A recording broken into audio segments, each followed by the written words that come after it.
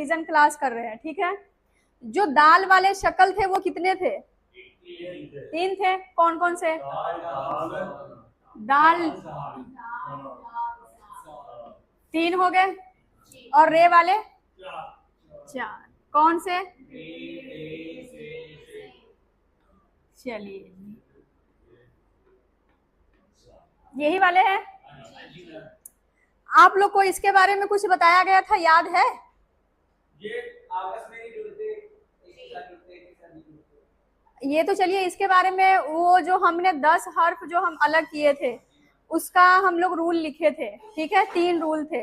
लेकिन इसके बारे में आपको कुछ अलग बताया गया था कि दाल डाल जाल जो दाल वाले शक्ल है, रे वाले शक्ल है, वो अगर किसी के साथ जुड़ेगा तो जो दाल की शक्ल है वो रे वाली शक्ल में बन जाती है, जो रे वाली है उसको सांप की तरह नीचे, जैसे सांप की पूंछ है उस तरह लटका देते हैं, ठीक है। जैसे कि आपको लिखना है बद, ठीक। तो क्या करना है, पहले बे है बाद में दाल है, तो क्या इसको हम जोड़ देंगे साथ में? जुड़ेगा। आधा बे लेंगे और साथ में दाल को जोड़ देंगे। इसकी कौन सी शक्ल हो गई है? रे वाली शक्ल की तरफ हो गई है ना। अब देखिए, अब यही ब को अगर आप र के साथ जोड़ेंगे यानी कि रे के साथ जोड़ेंगे तो कुछ इस तरह से शक्ल बनेगी उसकी। ये लटक गया सांप की तरफ।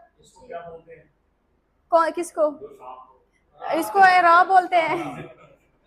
नाम वही होगा, अगर शक्ल चेंज हो गया तो नाम चेंज नहीं होगा, ठीक है। जैसे इंसान को ही देख लीजिए, बच्चा होता है, बूढ़ा होता है, जवान होता है, तो उसका नाम तो नहीं बदल जाता ना, नाम तो वही रहेगा। तो इसका भी वही है कि अगर कहीं पे चेंज हो गया तो नाम चेंज नहीं होगा, बस शक्ल चेंज हो जाएगा, ठीक। बर में बस एक ब है, आधा ब है और उसके आगे र है। देखिए, जो बे के साथ दाल जुड़ा हुआ है ना उसकी बनावट कुछ अलग है, ठीक है। जो बे के साथ रे जुड़ा है उसकी बनावट अलग है। अब आप रे के साथ किसी और को जोड़ के देखिए, जैसे कि हम सर ले रहे हैं ना, तो सीन, सीन का जो 3 घर होता है वो यहां तक आ गया, आगे आ गया रे। अगर आप सीन को दाल के साथ जोड़ के देखिए तो कैसे होगा?